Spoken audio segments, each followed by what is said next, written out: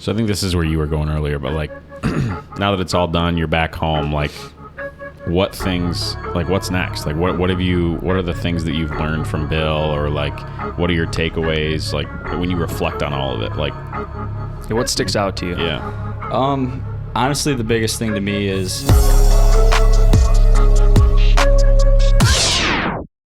Hey everybody, this is Media Trav, and I just wanted to give you a quick disclaimer before we started this podcast. We did have some technical difficulties with Alex's mic that we got fixed about halfway through the podcast, so if you could just bear with us, it is going to sound a little bit weird on the front end, but we thank you for your patience, and hope you enjoy this podcast. It's a really good one. Listen all the way through. It's worth it. So we have a series, what he was about to say, called That One Hunt, where we're bringing people in. Bill just got back to me. He's going to come on and do a short one. Sweet. But we were bringing people in to tell a story about that one specific hunt that for some reason is either maybe their most memorable hunt or a hunt that they learned the most from, or for whatever reason, like everybody's got that story that when you're around a bonfire with somebody, you tell a story about that one hunt. Right. And so we're having people come in and tell us about that one hunt and dive in, and we're asking for every little detail. But I know you were a little bit on a timetable today, right? We're plenty early now. Okay. So we can get into a specific hunt maybe on the backside if you want to. Okay. We'll leave that up to you. But I was also interested in, you mentioned talking about just what it was like to intern for Bill Winke and kind of how that all came about. And then beyond that, I know we just touched on it, but it's kind of a full circle moment because we met you at our first ever show. And I don't know if you know it, but you own one of the first 100 Mag Pros that were ever sold. Okay. Yeah. That's pretty cool. Yeah. So it was an interesting time for Nate and I. That was the first show we ever went to, and we were just like, let's go sell a handful of these things and see if people are interested in using them. And then on the heels of that, that's when we were really like, man, we got to double down and actually build this into a business. And it's been wild since then, but it's just cool that you were, we met you at that show, and you still have one of the first ones, which is cool. So. Yep, used it last night. So really didn't shoot a deer with it, unfortunately. But yeah, we're trying still. So yeah, you have the Mag Pro standard, and we've upped the magnet hold power substantially. So we'll get you a Mag Pro Plus. And then we've got a bunch of other stuff too that we've been working on. So you're born and raised in Michigan. Yep, Grand Rapids area, just south of Grand Rapids. Wow. Where'd you go to high school? Hopkins. So that's a smaller school. Yeah, it's about like Wayland, Byron Center. Yep. You're south. Yeah, it's about a half hour south of Grand Rapids where I went to school. Gotcha. Are you a first generation bow hunter? No, that's how I got into it. My family is huge bow hunters. We got a cabin up north in Osceola County, so a bunch of family hunts there, and then we actually do most of our hunting in Cass County, family farm there. So that's a pretty good area. Yeah, it's great. Yep. There's a deer that you had sent me on the Michigan Buck Bowl. That freak. Cass County. Yep. You know what I'm talking about? It's a big deer. Yeah. That was the real big, the late season deer that I sent you? I was just looking at it this morning. I'm gonna pull it up. Yeah, pull it up. Let's see if I can find it. There was a later season deer that I sent him, and I'm like, oh my god, like that's a Michigan deer. Do you pay attention to Michigan Sportsman at all ever? I don't know if you're ever on the forum. I don't know. Sportsman. It was all over there. Those guys were all talking about it. They do this really cool thing. It's they have a hunting contest every year, but then they do a live from the stand thread every day. So guys go on there and say what they're seeing, whatever, and that was a whole big thing. And there's been a couple big bucks shot in Cass this year that everyone's talking about. Then the 230 incher in Zealand. I don't know if you guys saw that. No. Youth hunter shot at 230. Oh no, I might have seen that. Company property. Wow. But it's actually kind of funny. Ethan Stubbs, who works for Bill. Yeah, that one. Yeah. Cass County. Yep. God bless Cass County. God bless Cass County. That's a really cool deer. Another sleeper county is Branch County. Yeah. It really is. I don't know. Yeah, that's a crazy December deer. 5th. Any of those big farm country, counties, provinces. That's how you get them, I guess. But I was thinking too. I mean, the land down there isn't that different from Iowa. I mean, big farm country. The only difference is in Iowa, having property is 250 acres, where in Michigan it's a lot of the smaller chunks. But that's a conversation that we have quite often on this podcast. Is like everybody compares to Iowa, and it's cool to have you here because I've never really hunted or like had any business in Iowa in terms of like I've never been a field. Let's put it that way. I've driven through, obviously, and been to Des Moines, etc. But like your point, like the country's really not all that different. You could make a really good case that we have way better cover and habitat. Yeah. You know what I mean? There's so much of it there is, and a lot of the properties we hunted, I hunted with Ethan and permission properties from the other intern were all big cattle pasture properties, hardly any food. You know, I would argue that the farm that I hunt in southern Michigan is a lot better than a lot of those properties that we hunted there. But the difference is completely what guys are shooting, you know, what bucks make it through. And I don't know how much you want to dive into it, but like, we got nothing else, man. I want to dive as deep as you want to go. Well, so the biggest thing I noticed just off, you know, the first thing is the locals. Your average guy in Michigan might be wanting to shoot a 2-year-old or a 3-year-old, and obviously you have some guys here that are deer farmers or you're trying to grow deer. But in Iowa, and I read a stat somewhere, and I'm no biologist or math guy, whatever, but somebody said, or I've seen it before, they figure 1 in 10 bucks that's mature, 5+ might end up being 107 inches, might be your true trophy. In Iowa, where you take a 4-acre chunk or a 4-farm chunk of however many acres, put them together, there might be 10, 15, 20 mature bucks in that 4 properties. So that would mean 1, 2, 3 of those bucks might be your trophy deer that you see on TV.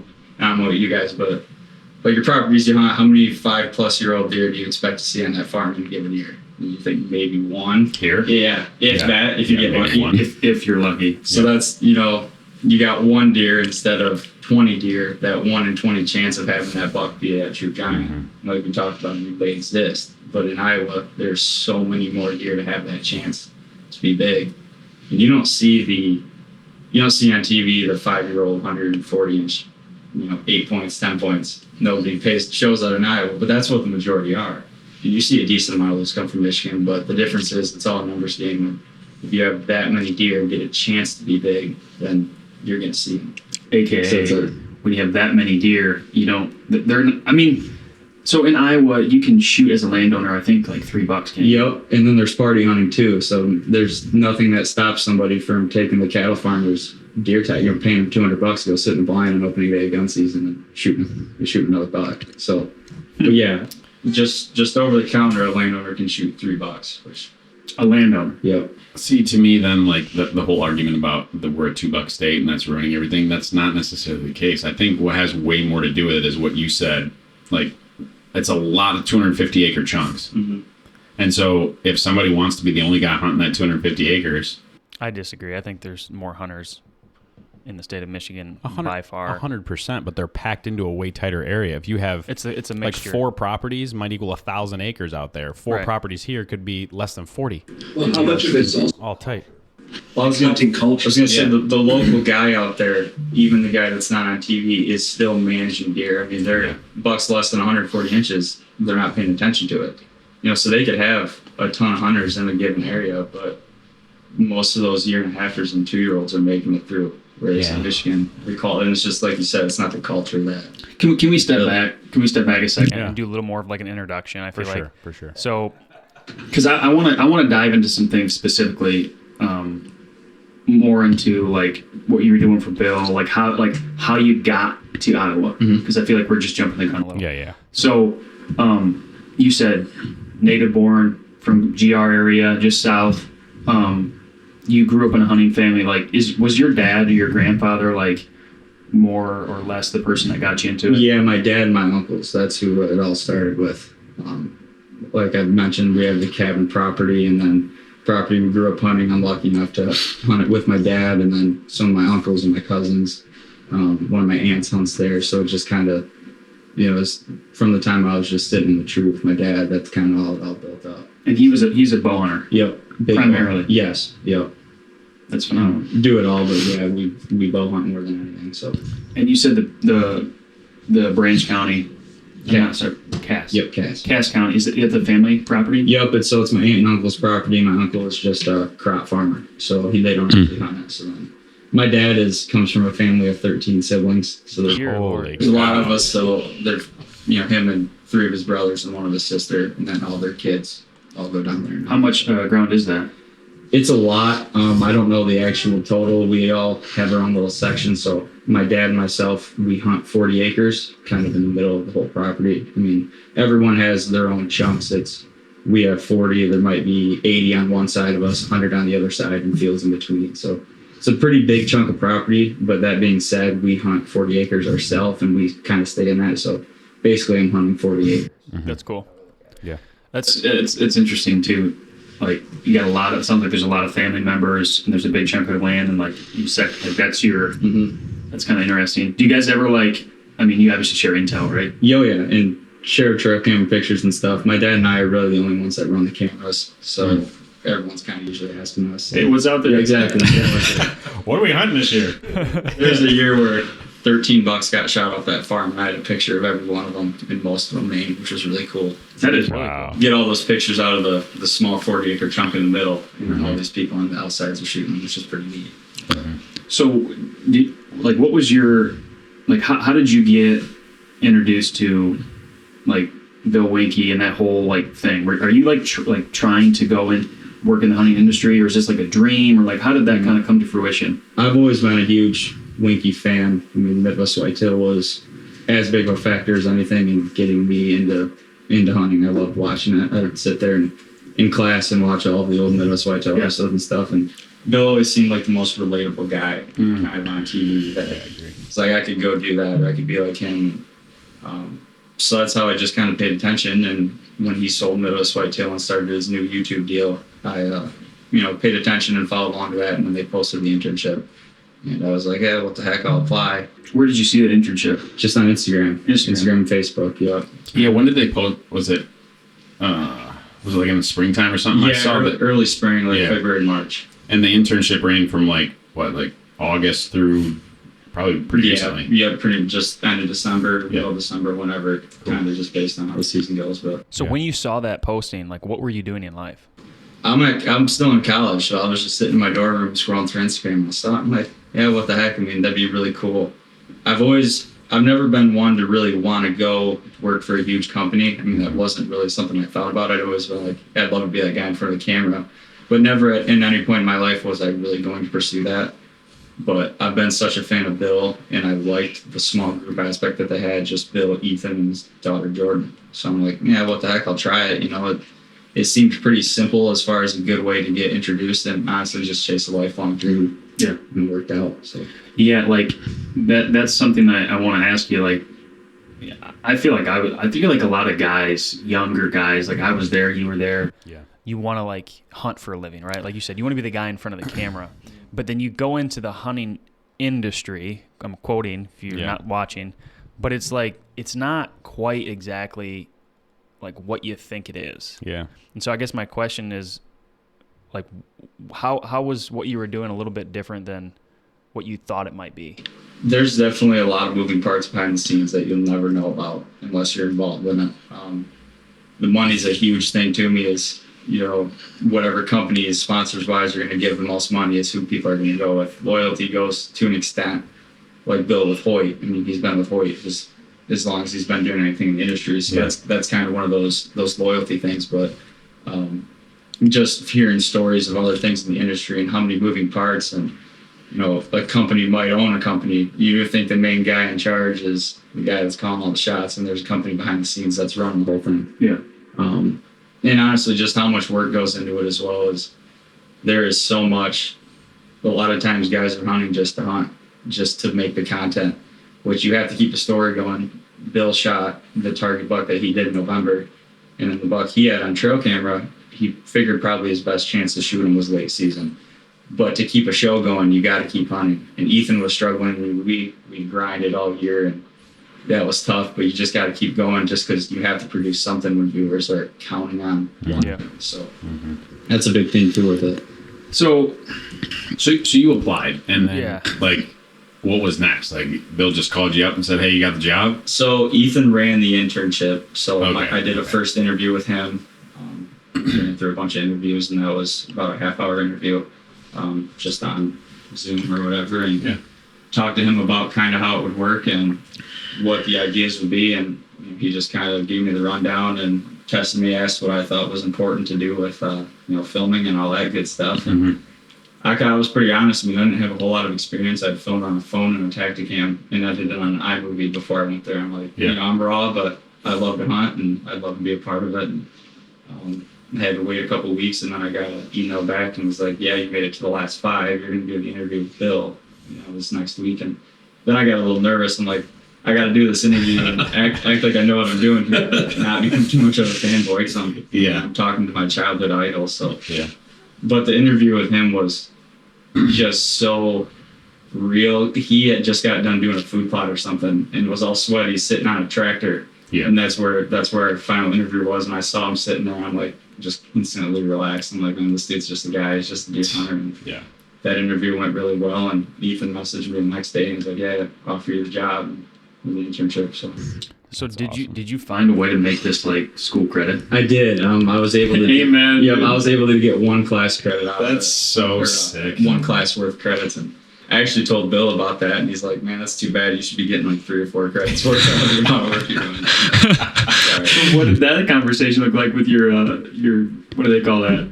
The professor or counselor or whatever. So it's one of my communication professors that I've had a lot of classes with, and he used to be a big deer hunter, and I talked to him like, this is the deal, like I'm doing this internship regardless, and I want to try to find a way to make it credits, and it filled in enough and met the requirements for their internship class enough to be able to do it. So how many months was it? I got out there in early August and came back just last week, the 23rd. So were you doing a bunch of other schoolwork while you're out there too? No, or did you just like took the semester to? Yeah, I pretty much just took the semester off. Ethan had actually done the same thing. He interned in Midwest Whitetail a couple years ago, and he tried to do classes through it, and it was rough. And he recommended, he's like, just don't, just take the time and just quit school. Much to my mom's dismay, I set myself back there. Mom, I'm going deer hunting. School can wait. I had a lot of people telling me that too. Like, man, you can get your credits, your diploma, in a couple of years. So I got to imagine, like cutting to the end here, that was all worth it. Oh yeah, absolutely. It was definitely a grind, but I'm a senior in college. I go to Saginaw Valley, so losing my last fall tailgates and whatever, it was a little weird, but I got to spend the fall in the woods. I'm all right. Yeah, I'll get over it. No, like I feel like a lot of people listening, I mean, including me, like I've figured out a way to make an internship with Montana Fish and Wildlife, like very similar to your story. I'm very passionate about the outdoors and wanted to figure out a way to work outside in the outdoors with wildlife in some way, shape, or form. And like, I mean, I freaking hope everybody listening is like is enthused. Like that's amazing that you decided to take off, legitimate school time to go do that. Like that's cool. Well, and that's not, I mean, what you're going to remember as you get older is all the lessons you might have learned from Bill Winke, not the tailgate you missed. Oh, exactly. You know what I mean? Like, that's a no-brainer. Yeah. So you get there, how were you sleeping, and like, what did that look like? Are you having to travel to come back and forth to the farm, or? So we got really lucky.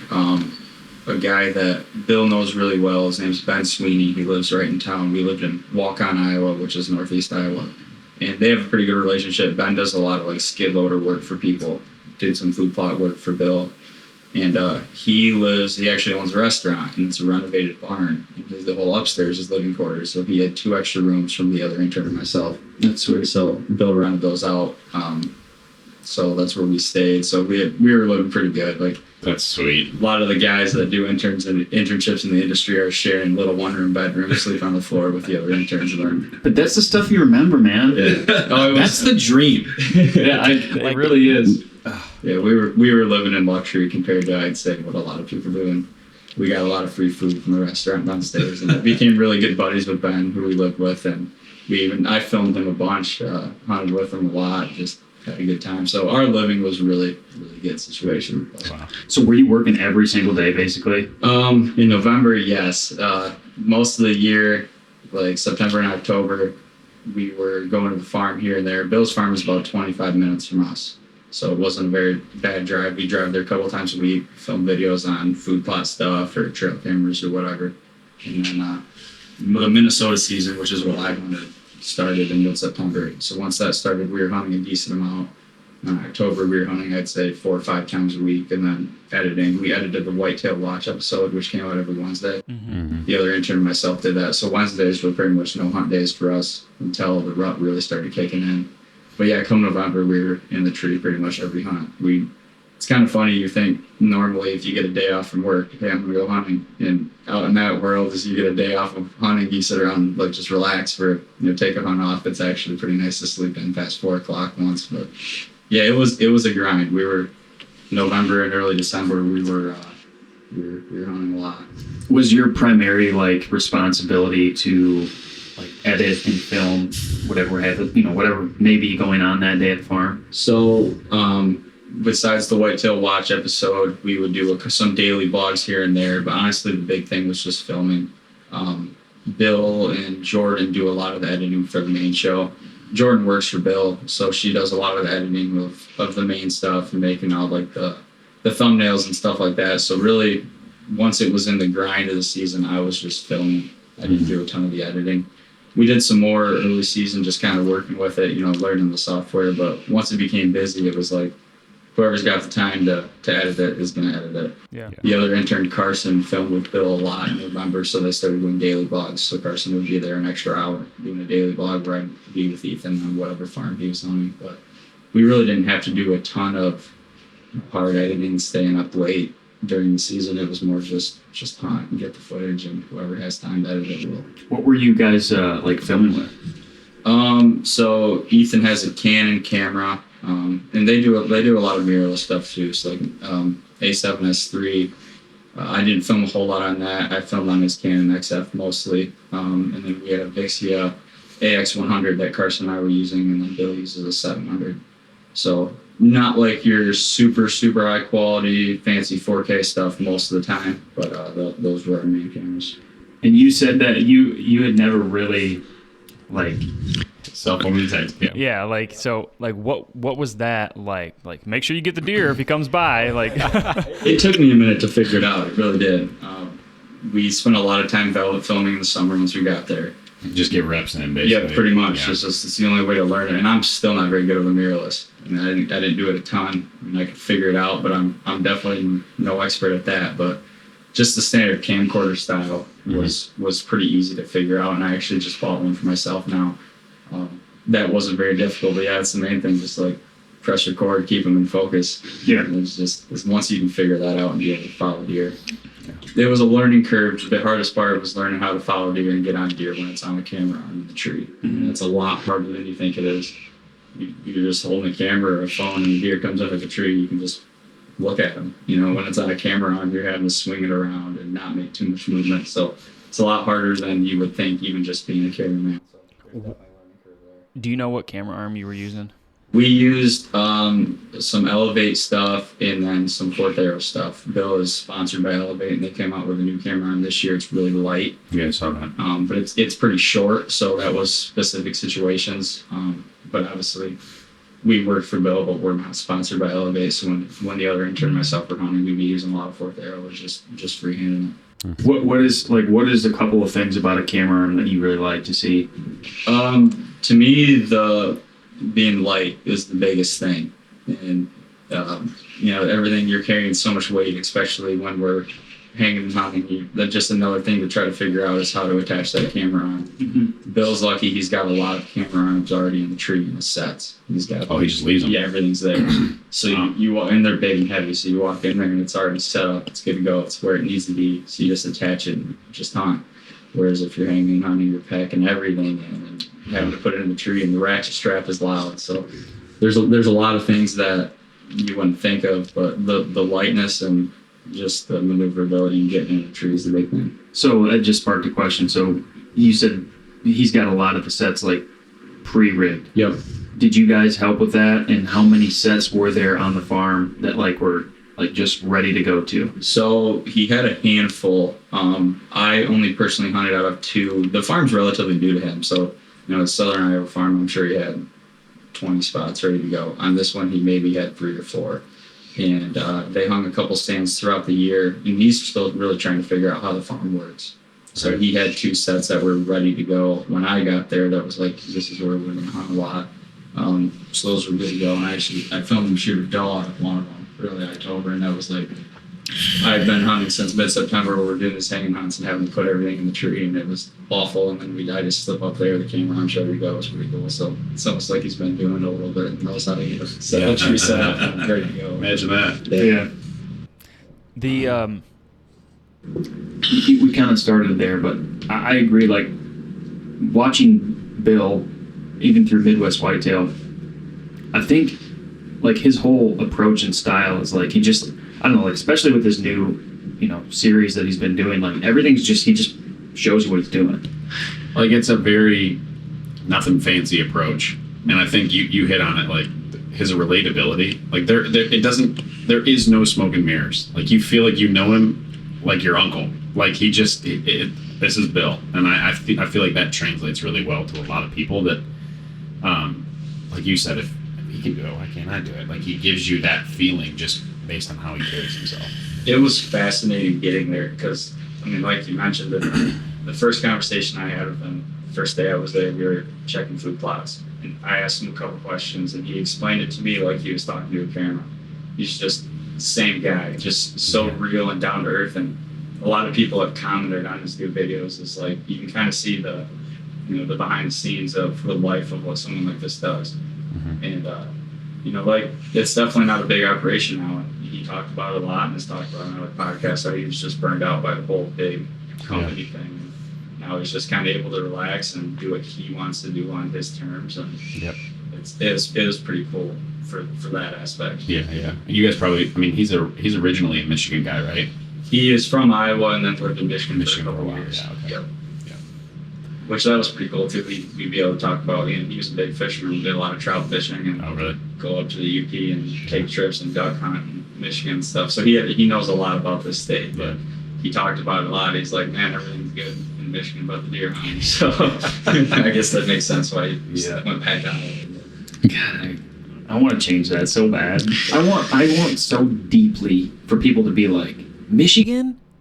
You know what I mean? Like, Well, I mean- they turned it around out there. They're changing the regulations, and they want to see. You know what I mean? I want that. I look at it though, just in our lifetime, it's been so different. I agree, but it could be so good. I really believe that. That's what I think is burning inside him. He's like, I know it could be really good. Yeah. I can even relate it to the property I hunt. That property has all the means to be one of the best properties in the state. But when your own people that are hunting the property don't always agree on what they're going to shoot. I mean, year and a halfers get shot on property all the time. Yeah. I have cousins that don't hunt it anymore because they're like, we should be able to shoot a Pokemon deer off this farm every year, and you can't. And my dad hunted his butt off all year long and didn't get a shot at a 2-year-old. So you have a property that's really good, but when you can't control what's happening, what people are shooting on your own property, let alone the neighboring properties, how in the world can you really create something really good? Is there an APR in Iowa? No. You can pretty much shoot wherever you want. So you can shoot a spike. Yeah, you can if you want. That goes back to the whole mindset that they just don't. They just don't. Yeah. In the public land too is interesting because there's a lot of hunters that hunt public land there. There's deer drives on every chunk of public land on opening day gun season. The difference is the locals, the small bucks that get shot out there might be 2 and 3-year-olds. The locals aren't going in there during bow season and shooting smaller bucks. I mean, we ran cameras in public land. We had pictures of 160s, a couple of them, and probably 10 or so 140 plus. And the number of mature bucks might not, and it's still public land. It's still tough. It's still pressured, but there's more bigger bucks than it's just, that's all there is to it. So, so you get there. Obviously, you're not probably able to draw Iowa. What made you decide to start traveling to Minnesota? Because you said you were in Northeast Iowa. Yep. Anyway, so you were just like, I'm going to go up to Minnesota and hunt some public? It wasn't very far. It was only about a half hour to the border. Wow. Honestly, both ways. I could have went Wisconsin or Minnesota. When we started looking, we figured Minnesota would be the easier option, more public land there. And then I ended up knocking on some doors and getting 2 permission properties as well. In Minnesota? Yep. So that's where I did the majority of my hunting. One of them actually butted up public land, so it was kind of, I could access through the private, walk onto the public pretty easily. And the tags really weren't too bad. It was $180 for a buck tag, and then it's in the CWD zone, so doe tags were $2.50. So it really wasn't that cheap for us. Is that really what it It is? is $2.50. Yep, I could have got as many doe tags as I wanted. Or I think probably up to 10 for $2.50 for the doe tags. That's wild. It's extremely wild. Which is so interesting too. When I look at the political things of it, right across the line, CWD is a huge thing in Minnesota. In northeast Iowa, 5 miles away, nobody pays attention to it. It's crazy. It's crazy how that works too. Yeah. Yeah, the deer don't know that's the border. Exactly right. You could have I'm an Iowa deer. Exactly. Yeah. That was really interesting and eye opening to me is how. I mean, just in that little area, the whole southeast corner of Minnesota is all CWD, turn out your deer end, which I don't know statistics of it. It might have been bad. There might be a lot of CWD reported there, but I just found it interesting how you go to one state and you cross the line. I mean, there's farms that half the farm is in Minnesota, half the farms in Iowa, and the regulations are different on each side of the line for CWD and what you have to do. Wow. Yeah, this CWD thing, not to go too deep into it, but it's really interesting because, wildlife is owned and managed by the state. So like you said, 5 miles away, it might be a different state, but they get to make the regulations. They get to, it's not like a overarching person that makes all the regs for all the states. So I think it's interesting to see how each state kind of like decides to do things. And you start to wonder, like, does this hold water? Does this not hold water? Like Wisconsin's a big state with CWD too. Like, dude, you can shoot a lot of deer. You can just mow them down. So. But yeah, my question was when you were talking about that. So like, are you just able to go whenever you want to go hunting? Basically, when you have your off days, like you can just go hunt. That's pretty much what they wanted us to do. Yeah, just to get Because content. you guys are trying to make a show. exactly. Yeah. Yep. And man, we had so much footage, but so much of it doesn't get shown on the show because we're up there grinding and we have no credibility. And Bill kind of talked about that too, of how to build a story. Is the other intern, myself, nobody has any reason to listen to us or watch us. So we were trying to create a story that can be somewhat relatable to people. And, because I don't even want to listen to Bill. If Bill says something, they're going to listen to him or they're going to watch him. For us, we had to find different reasons. So we kept hunting, and even on the days that were bad, I mean, there's a good day in October we were filming because they wanted to hunt, which is fair. So we hunt a lot of, that's kind of the intern life or the cameraman life. You hunt a lot of the days that aren't necessarily those prime days to hunt. But we were able to go as much as we want, and we hunted our butts off. I mean, pretty much in October, if there was a free day, unless it was bad weather, we were going. Yeah. And how do you know it's a free day? Like, there's just a group text that said, boys, go hunt tomorrow? Pretty much, yeah. There isn't a whole lot of a plan. They text you and be like, I need someone in the morning, or I need someone this afternoon. We usually had a general idea, but it's not like we were doing anything else. So we either sit on the couch and then we either go hunt or we drive and go film. So yeah. So you get in town, you're like, okay, I'm gonna hunt some Minnesota. You just go up there, start knocking on doors and running cameras. Like, what did it look like to start your season to chase a deer in Minnesota? So late August, we did took a drive up there, and we figured we were going to dedicate a whole night just to trying to find property. You and the other intern? Yep. The other intern was actually able to go there in July and get his residency. So he was able to hunt Iowa. So we figured we had that down, whether it was public land or permission ground there. Minnesota was going to be the interesting one. So we decided to go knock on doors. We didn't want to scout any public land, put any ton of work into it if we got permission ground. Minnesota, you can't leave stands up on public land. They have different rules for cameras and stuff like that. So we just wanted some permission ground to be able to have somewhere to go.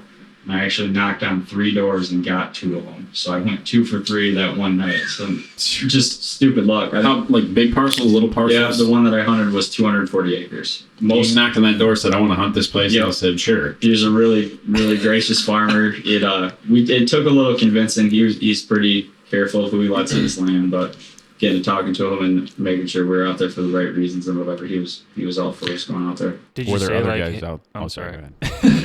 Did you say like, hey, we work for a hunting company? Like, was that part of your pitch? I didn't throw it out there because a lot of people are weird about cameras. Come to find out, I mean, I ended up talking to him and had my hunt on video, so he knew, but I didn't throw that at him. It was more just, I talked about how I was from Michigan and out here on an internship, and I like to hunt. I was just trying to find somewhere, and the big thing too is throwing bow hunting at him. And I told him I'm just archery hunting, and come to find out what you're gonna ask is him and his buddy gun hunting.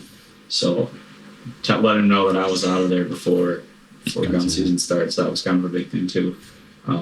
But yeah, just go to him and just be real. I was like, hey, I'm from Michigan. I want to hunt. I'm working an internship out in Iowa, and I can't get residency. Can I bow hunt your land? I might try that pitch once. See if that gets me a 240. Nobody else is bow hunting it. You were the guy. Nope, just me. And unfortunately, there was a lot of trespassing issues. The Vietnamese population up in the Tri-Cities of Minnesota, they're big squirrel hunters. Unfortunately, they do a lot of trespassing in southeast Minnesota and even in Iowa. So they were walking on the private land miles from the public land that they didn't have permission on. So unfortunately, we were the only ones bow hunting it, but it was far from unpressured. It was actually opening day. We had pictures of 140-inch 10-point 2 days in a row. The 2 days before season, coming to a bean field in daylight. Going in there that night, I was confident. And about 5:30, the squirrel hunters come rolling through and are shooting up the woods and checked our cameras, and they had been there from 9 a.m. until dark. We never saw that buck again. So it was far from unpressured hunting. Did you go and talk with them? The squirrel hunters, there's pretty much no reasoning you can do. They see you and they run away. And the farmer has actually called the DNR on them a couple times, and it's a big issue. Everybody knows about it, unfortunately. These public land chunks that butt up to the private land are actually landlocked. They call them like back 40 chunks or something like that. The state bought them from old property, and there's no easement in there. So technically, you can't get in there unless you have permission from the private landowners. But they see that public land on the map, they just walk the river bottom through people's land and go around the public land. And the other private land, unfortunately. Regional problem.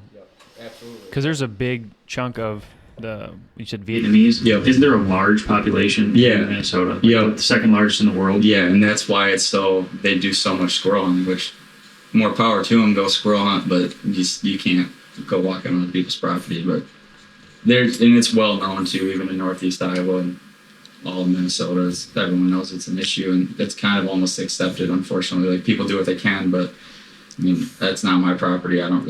All I can do is tell the farmer, and he's not ever back there to keep him out of there. Right. So.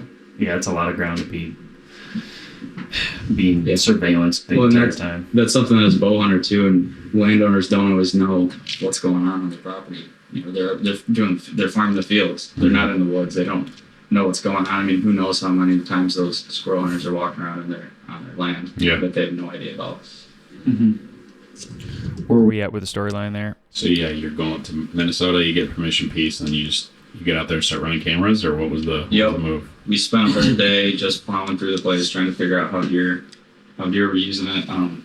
Minnesota opened September 16th, and this was late August, 1st of September, so we didn't have a whole lot of time.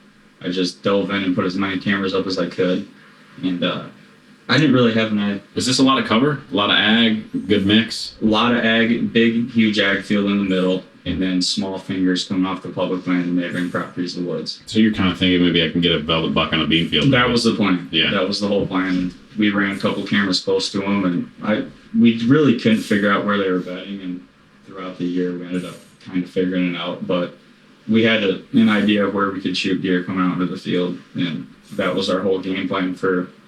My goal was to shoot a buck before October 1st rolled through, before I had to go film in Iowa. I didn't want to have to worry about it all. I'd be like, I'm here to just film now. My hunting season's over. And unfortunately, that didn't work out. But that's how we approached it. Is just started doing hanging hunts when season opened and bouncing around trying to figure out where the deer were. Gotcha. So I'm just really curious as to what is your post all of this, right? You shot a deer too, right? Yep. We should probably talk about that next first. Yeah. How did you get to there? So you didn't end up killing one in velvet, and then you were eyeing this buck? You had him on camera, or no? We cameras went dead once those squirrel hunters rolled in. I mean, we had for weeks. Yeah, it was awful. We ended up pulling them at one point, and we ran mock scrapes, and same spots where we were getting these bucks, we'd get a shooter in daylight every 2 weeks throughout the end of September and October. So everything we did was just trying to hang and hunt and figure out where the deer were at that time. we hunted probably 10 to 12 times without seeing a deer throughout the year there. And, we're driving a half hour total driving to go see no deer and just try to figure out how to fly. It sucked. It was tough. The first hunt, we really felt good about things. I shot a doe on the morning of October 6th. It was a spot that it was ahead of a ditch coming up to a point in the woods out into the field. And it just seemed a perfect cruising spot for them to be cruising up around the ditch head. So we set up there blind in the dark. I had a camera there earlier in the year. Didn't have a lot on it, but I'm like, everything else in this place is pressured. We just got to try it. We got to do something else. I shot a doe there that morning. And that was the first natural movement we had seen, deer in daylight. It was in the spot. We're like, all right, there might be something to that. And we hunted throughout the rest of October, struggled until October 28th. We went right back to that same spot and had 3 bucks come through, trailing hot does, coming right up the head of the ditch, actually cross this hot does trail, turn on a dime, and go through the ditch out. So we should have had one dead that day. And we didn't have a whole lot of knowledge base until then. It was like, I shot this doe, we hunted 5 times, didn't see any deer throughout the rest of the farm. Let's go back to the same spot. It's the only spot we've seen deer. And we saw all these bucks, and we're like, all right, they're in here. And we ended up hunting that 2 more times, saw 2 more shooter bucks doing the same kind of pattern. And then I shot mine on Halloween evening, trailing doe, same thing. How did you get Halloween off? So That was during the cold front and everything. we got lucky. The weather was kind of bad there, and everything hits a little bit earlier there. So, and I don't know why it worked out where we were able to hunt Halloween night. I think Ethan was filming Bill. I think that's what it was. Every week, Ethan would film Bill once to produce the opening for the main show. You always see them sitting in a blind. On this week's episode, this is what we're going to show you. I think Ethan was filming Bill that night, and Carson and I hunted in the morning and the day before on Carson's farm. So then we were like, yeah, let's go back to Minnesota for one more hunt. Minnesota's gun season opens November 4th. So you get almost no rut hunting. Well, this year, anyway, it's the first Saturday in November. How long does that go? That I didn't really pay attention to. I think it's most of November, and I think they have a muzzleloader season afterwards. Holy cow. I knew I wasn't going to hunt it, so I was just like, I have till November 4th to shoot a deer. And the way everything was going to set up, November 1, and Carson and I are going to be filming, so we're like, yeah, we'll go hunt Minnesota one more time, Halloween night. And it was snowy evening, and that buck coming chasing a doe 5 minutes after we got in the stand in the same spot. The head of that ditch. Around the head of the ditch, yeah. And come to find out, tracking him. Unfortunately, the shot, I hit him with just a touch low, so it actually went under and in front of his heart, and it hit something and turned forward. So it exited, went in behind the shoulder, exited the brisket on the same side of the deer. Really weird. No idea what I hit. I mean, we posted a video and kind of just trying to figure it out on my own channel, but yeah, the footage, the arrow went in and deflected out the same side. Long story short, it was a long track job on the neighbors, and we kind of figured out where all the deer were bedding there. There was a huge thicket, probably the best bedding area on the farm, right on the inside corner of that ditch. So you follow the ditch down into the woods, and that's where the bedding was. So it was like these deer were going around the ditch on each side of the ridge and checking that bedding area. I mean, it's just a picture perfect little spot. Now that we know, we probably could have sat there all year and shot, had better action, shot a buck probably early season going out in the field there. Mm-hmm. But the thing with new properties, you never know until you're actually hunting. You learn a lot when you shoot an animal and wherever it runs. That's right. Huge intel. It's like, we joked, man, if I would have shot that doe like that in October and had that freak blood trail happen, then we probably would have hunted this place a lot different. I wouldn't have left there. I would have figured out different ways to hunt around that thicket that we didn't even really notice that. Was that one of your first hunts where you truly had never been there before and made it happen? Yeah, and I talked about that a lot. That was kind of the big thing, is we didn't know anything. I had no expectations.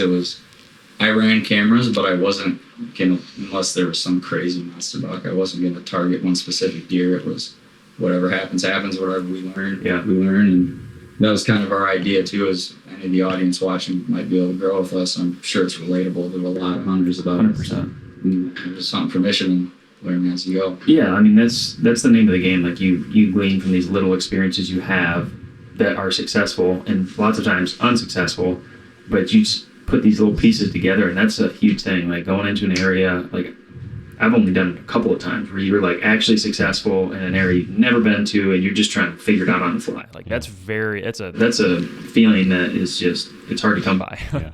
It was cool, and it was too bad because the buck ended up getting hit by coyotes pretty hard the next morning, so it kind of put a big damper on the thing. But we're just having to remind ourselves like how hard we worked and how much time we put in. We figured out a way to get a shot at a decent buck, which was pretty cool. And like you said, the first time that we've really ever done that. Mm-hmm. That's awesome. What was it? Was the coyote? Was it completely? Yeah, it was pretty much shredded. Really? Yeah, it sucked. It was the shot, and it's hard to explain without showing the video, but my naked eye, I thought it was a heart shot. I mean, it looked perfect right behind the shoulder. He was quartering pretty hard, and height-wise was probably fine if the deer was completely broadside. Being as though it wasn't where I entered, it kind of just went low and in front of the heart and exited out the brisket. So it might have caught the very front of one lung or some artery, but he went a ways. He ended up going like 700 yards, and then the coyotes had him in the morning. And in Minnesota and in Iowa, they have laws where you can blood trail without a weapon onto neighboring property. But we didn't actually know that at the time, so we backed out and just be careful. And we thought there was a chance he was still alive that night, so we didn't want to go. It was on the neighbors? Yeah, he ended up going on the neighbors, and we got permission to go in there, which legally we could anyway. But Without permission. Yes. You just can't have a weapon. Yep, but we figured the deer was still alive at night anyway, so can't go in there after dark with a bow. I kind of like that. It's a cool law, and Iowa has it too. It avoids, you're able to avoid the neighbor that is a prick and doesn't want you to go in there. And I kind of like it. What's the criteria? Like, I've got blood on this side of the line and I can see blood on that side of the line? I believe so. I believe you have to have blood going. And actually, Carson, the other intern, had that happen to him where he had blood going on the neighboring property in Iowa and tracked it a ways and then lost blood and then had to back out of there because he had and the neighbor wouldn't let him go in there and keep looking. But you could see, though, how that law would get kind of, I don't know. Abused. Yeah. It sure. depends on the guy, right? It depends. I'm not squirrel hunting. I'm tracking a deer. No, but it's like, like let's say like that the bedding's all over there. Yeah. And you shot a deer. Maybe you have no blood, but the deer ran over there and you want to get a little look. You know what I mean? Like there's a gray area. Mm-hmm. And I could be abused. Yeah. Oh, for sure. And I don't know how, if you could get a DNR guy out there and be like, I have blood, here's my proof. I don't know how any of that works. The law, though, is in the name of recovery. Like, that's why the law is For there. sure. And I like that, I think. I really do. I do too, yeah. And honestly, though, is bad. Like, I had this thought myself. Like, I feel better hunting closer to property lines, which can open a kind of a bad issue, too, is someone's like, yeah, if I shoot it and it runs down the property, whatever. It's interesting, yeah. So I think that opens a thing, too, where, me, myself, I wasn't going to go hunt right on the line, but if I was sitting 100 yards from the line, straight downhill to the neighboring property, I'm like, there's a decent chance if I shoot a deer here, it might make it there, but I can go recover it if there's blood. So that's a really good point. You're hunting different areas. And unfortunately, that can make somebody hunt 5 yards off a line on the edge of the bedding area and just be shooting deer coming off there knowing they're going to run over there, which in Michigan, I'm very, very worried about that. I'm trying not to. Very cognizant, yeah. Yeah, you have a lot of neighbors, and especially where I hunt, that aren't super allowing of people to go on their land and look for deer. Not even that, but it's just like, now I got to go knock on the neighbor's door, and you know what I mean? Mm-hmm. And you got to let them know, I don't know. You got to let them know what you're doing. It's this whole thing. And I don't know. I like to leave my neighbors like completely out of situation, like, especially when you're a guest on somebody's property and then that happens and you got to go knock on the neighbor's door for your neighbor, for your buddy or whatever. Like, that's a whole nother thing. Yep. That happened to me this year. So right before gun season. Yeah. Oh, that's it. Yeah. When Carson shot that buck, they're like, man, we're going to have guys in there hunting, and that's our bedding area. Like, no, we don't want you to go look anymore once he lost blood. So That's what happened to us. Yeah, really. We had a deer go on a neighboring property, and they let us go look for a little while, but they were like, make it quick because opening day was a couple days later. Right. The next day. Shot at 13th, tried to recover at 14th. Opening day's 15th. So they were like, get in and get out, but don't, like, they didn't want a dog or anything in there, which, I mean, understood. Mm-hmm. So that's an interesting law. I like what you pointed out, though, like that if this is the property line, right, like I know of 3 spots I can think of on my own property where I'm like, I want to hunt because I know that they travel to this area where they bed, but where they're going to run. Right. So it's like this. Yeah. You kind of get to these these areas where you're just off and maybe you know they're going to run somewhere else. But I kind of like that law, though. I kind of like that. So you're Buck. You got the whole thing on film? Yep, it's all on film. The short version of it, the TV version, is on Bill's channel, and then I did a video for my own channel that has my doe and my buck and kind of the whole season story too. So Cool. That turned out pretty well. That was kind of my first edited video for myself that I did. Yeah. But yeah, it was fun to document that whole story for the first time, and having the footage to back up the story that you're telling is really neat. Yeah. I fell in love with that, and obviously I've done a little bit here with the phone mounts and running Tacticams in the past, but it's nothing like, having the footage and document it the whole year is pretty cool, and knowing that you're going to do that. Yeah. So with the meat, did you have a place to put all your meat? So Minnesota, and you can't take deer over state lines. We had to completely quarter the doe out and put her in coolers, and then we brought it back and did most of the burger and steak, and there was a processor that could do the burger, and then there was the guy we live with has chest freezers. He's a big hunter too, so we had plenty of room to keep our stuff. You hooked up with the right guy. Oh, it was perfect. That's so cool. Yep. His property is something else too. He sees a ton of deer, so we'd go down there and see 20 deer a hunt when we filmed with him, just for fun. He's got one of those Iowa farms that's got a ton of late season food. I mean, he's got 30 to 40 deer eating in his fields right now every night. It's a cool place. Yeah. So we got real lucky on that. That's wild. So I think this is where you were going earlier, but like now that it's all done, you're back home, like what's next? Like what are the things that you've learned from Bill, or like what are your takeaways, like when you reflect on all of it? Like what sticks out to you? Yeah. Honestly, the biggest thing to me is I learned how to do a lot of the things that I kind of want to do for myself. I really want to create a Michigan show, and I love to fish. I want to be able to make stories out of the fishing. That's kind of the thing that I can use selfishly, is like I can help this for me down the road on my YouTube. But the bigger thing is it was just the experience that I'll once in a lifetime thing of being able to kind of see behind the scenes and get to go hang out with a guy that I looked up to and learned so much from my whole life. I mean, that was a pretty cool gig. And I think I learned a lot of the background of the industry as well. I learned what I want to do, what I don't want to do. I mean, there's definitely some things that I didn't like about what I learned about the industry that I might have not known and might have tried to pursue. I think... What do you mean by that? Well, I don't love how much the industry, and not really Bill, but just what I learned about the industry as a whole, I think a lot of it objectifies the deer hunting. You're doing it just to create content, which can be good and bad. If you got a group creating the content for the right reasons, that's good. But if you have people that you might see them shoot one buck, but you don't see all the deer they might have hit and didn't recover, or all the stuff they're doing to kind of bend the rules to create a show. You like the rawness of it. Yeah, and that's why I like Bill so much, or guys like even the hunting public. They show the bad. You learn, you start to gain respect for the companies that show you what doesn't go well. And the kind of the ins and outs of what happens, not just the glorified TV version of everything. So I've learned kind of what I want to be a part of and not want to be a part of in that aspect, and that's helped me for hopefully my own channel. What is your channel? Unseasoned Outdoors. Can I ask you what is your degree going to be in? I am communication and marketing. My hope is to go into sales, marketing, somewhere in that route for hopefully a hunting company. But I mean, whatever happens, happens.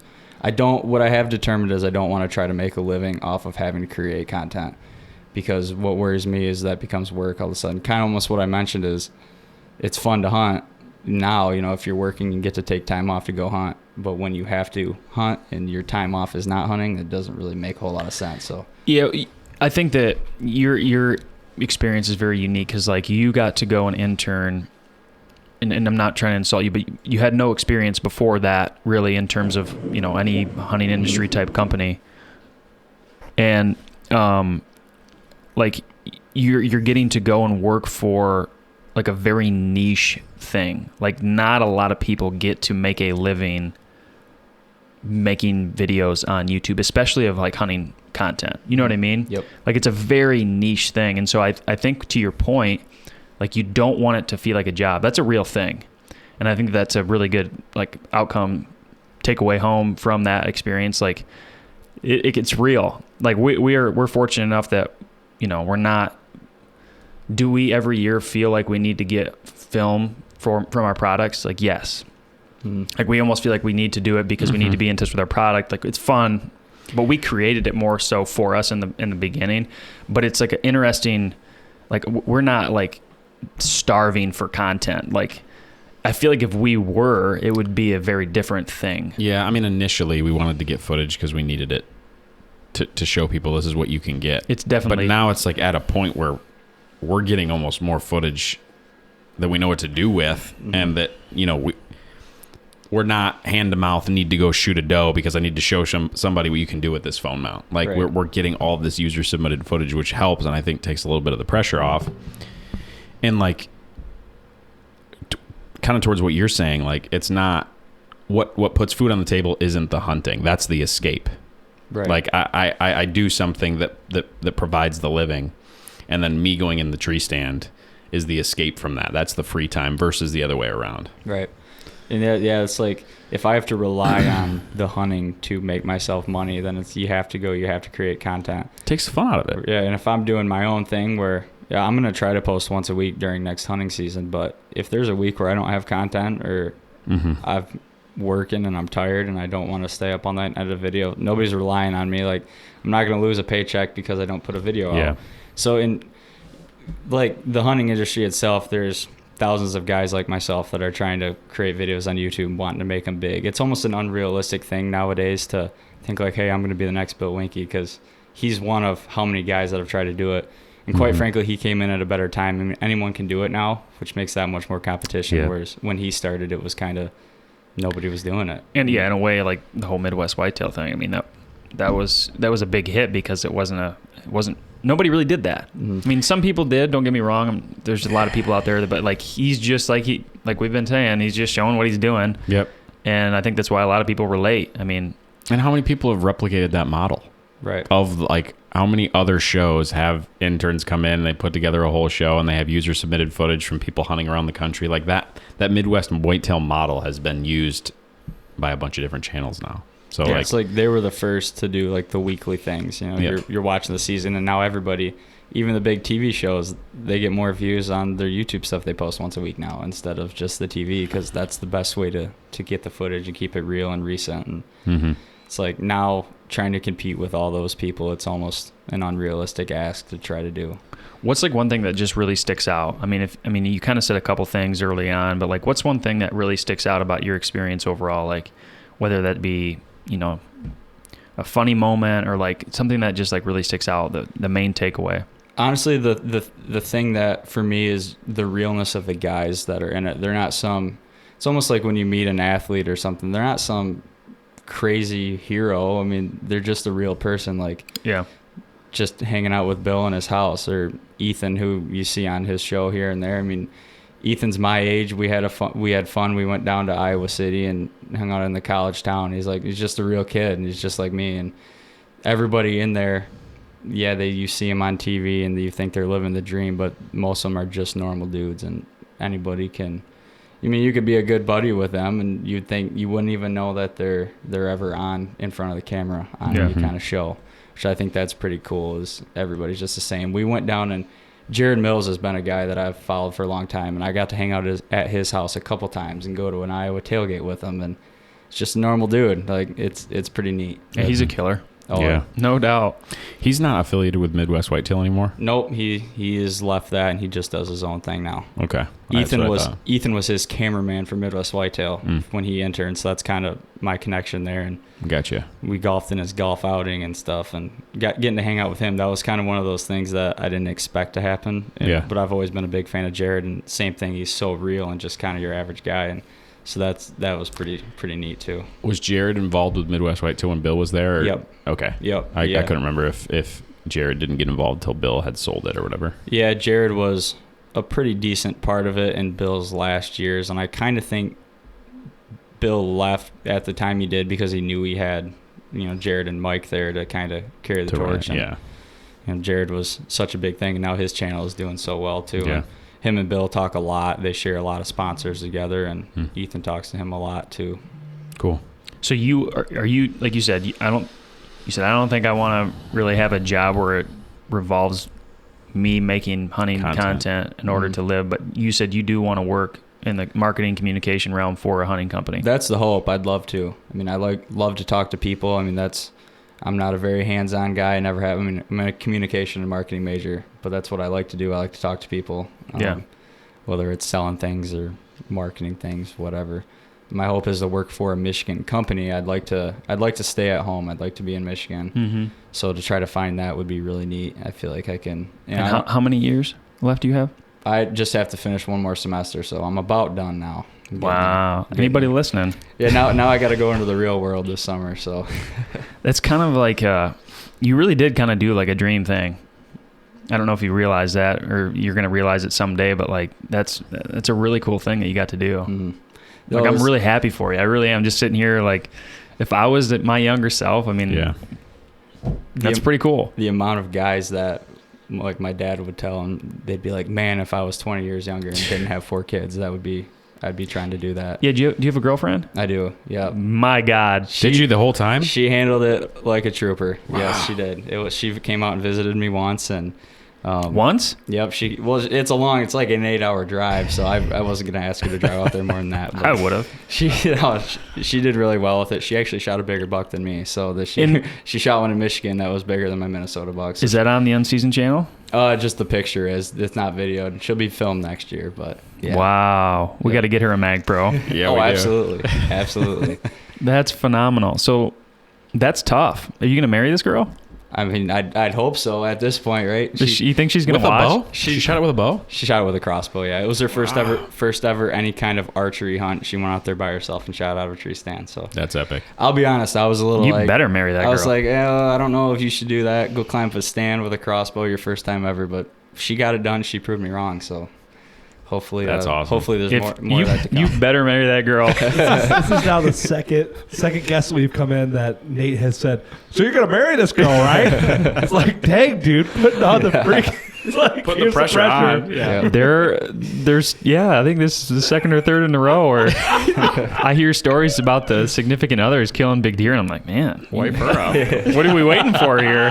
No, I tried to tell her that we're going to move out to Iowa, and she's not too sure about that one. But if we can keep hunting in Michigan, it'll be all right. Is that your dream though? Like, you want to move? Yeah.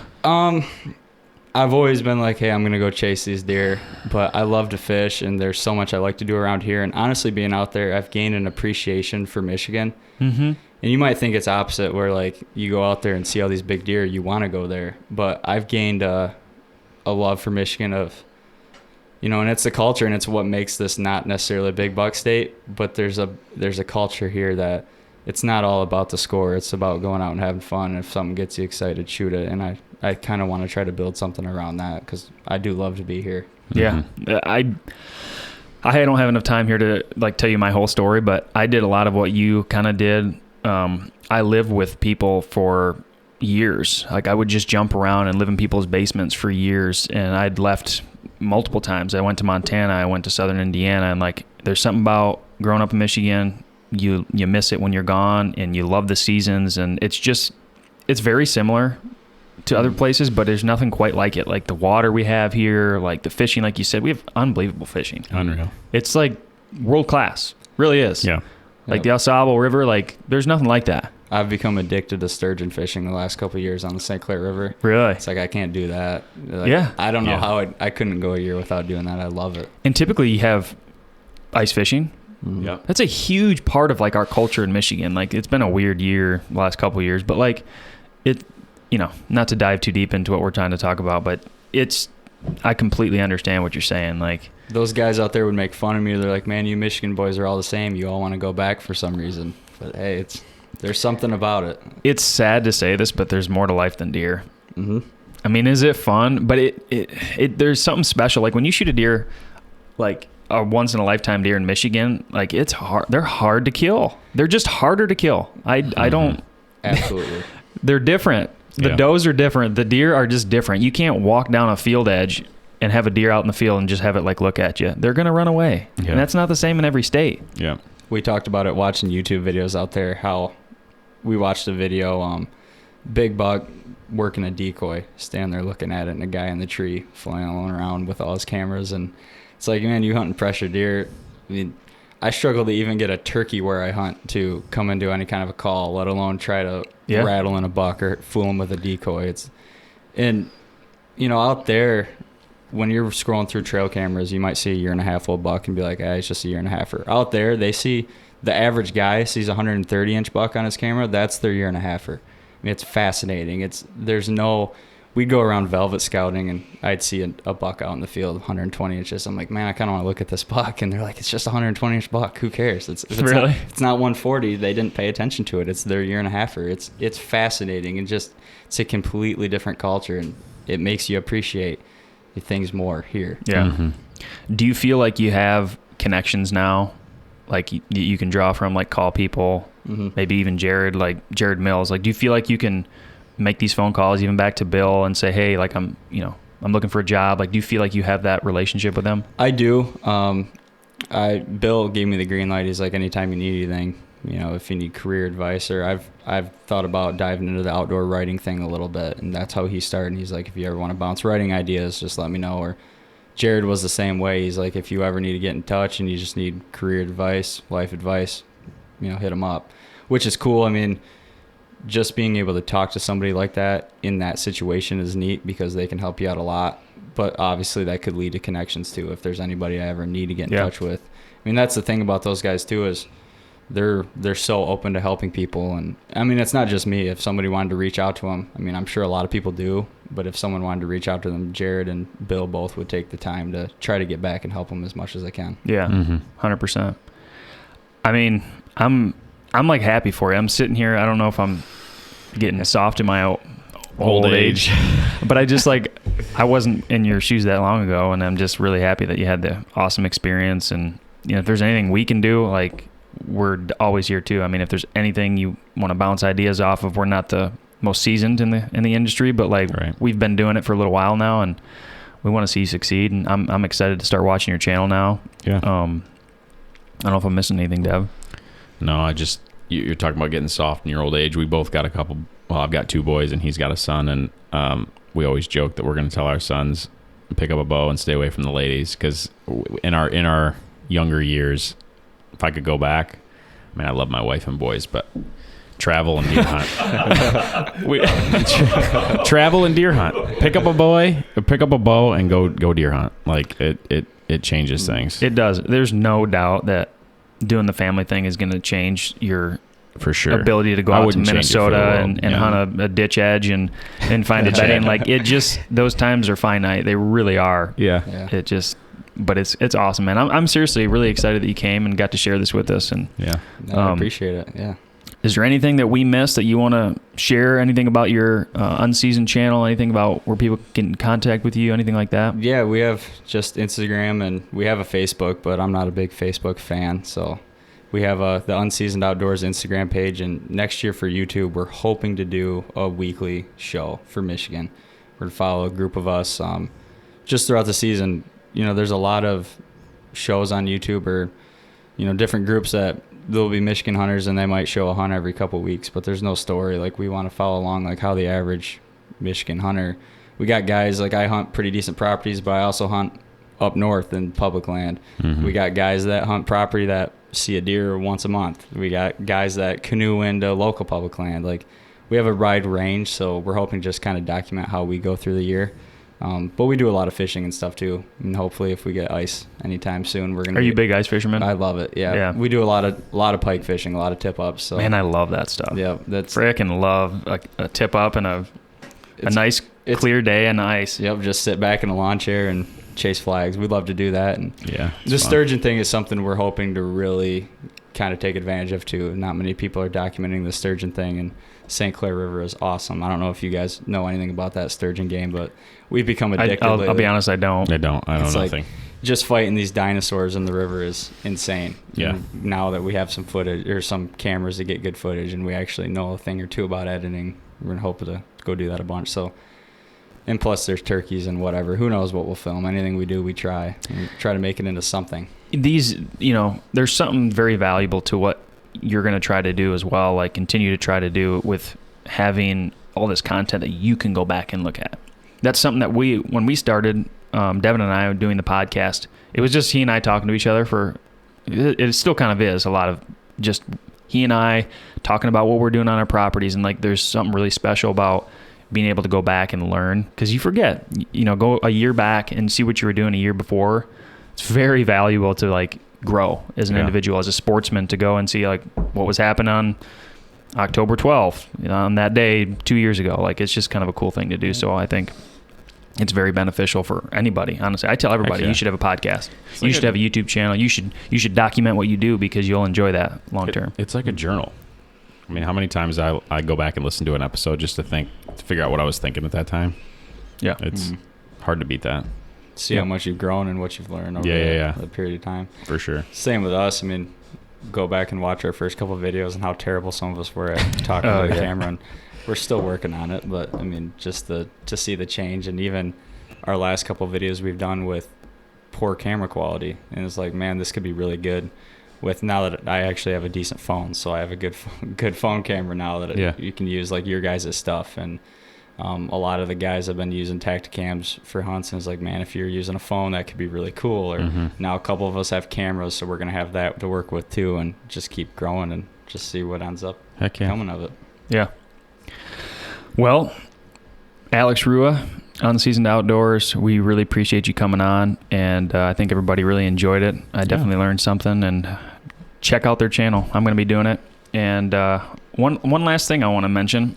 If you're a Michigan person, something happened this last couple days with the Detroit Lions. Oh, yeah. Love it. Love it. And, you like... 30 years. I'm the last guy to bring up sports stuff. I just don't follow it, but like, it kind of, on the drive here, when have we ever had an opportunity to talk about the Lions? And we always have, but just not in a good light. But it's like it's never even been like a topic of, like, it's never been like, how about them Lions? It's never. Like, there's never been a reason to be into football. I will say this was about the worst fall for me to not be home, because that's true. I'd have been at 5 Lions games already. We're huge fans. All Really? my friends are. Bill's a Minnesota Vikings fan, so able to bounce stuff off him. And we watched the Lions-Chiefs game, the first game of the year, at his farm. Fire going, grilling, just sitting out of his barn. It was like, I'm living the dream. The Lions just beat watching the Chiefs. with Bill Winke. It's great, yeah. But like, I don't know, something's different about this last game, and it was just really special. I just wanted to mention that. I saw something this morning. Dan Campbell was on the 0-16 Lions team. And now he coached them to their first division championship in 30 years. It would be, we're cutting way too far into the future, but like, it would be bananas if we like went to the Super Bowl. They got to win a playoff game. I know. Like, you just I'm got to cutting do ahead. that. I'm cutting ahead, but I was thinking about it the other day. Like, it would be like Detroit would burn. It would be on fire. What's crazy is it's actually kind of a realistic possibility. Yeah, they're legit. Before. Yeah. It's awesome. Nobody's ever said Lions and Super Bowl in the same sentence. Not in a long time. So, ever, maybe. I hope we're not jinxing them, but yeah, no kidding. Go Detroit Lions. Thanks everybody for listening. We'll catch you on the next one. See ya.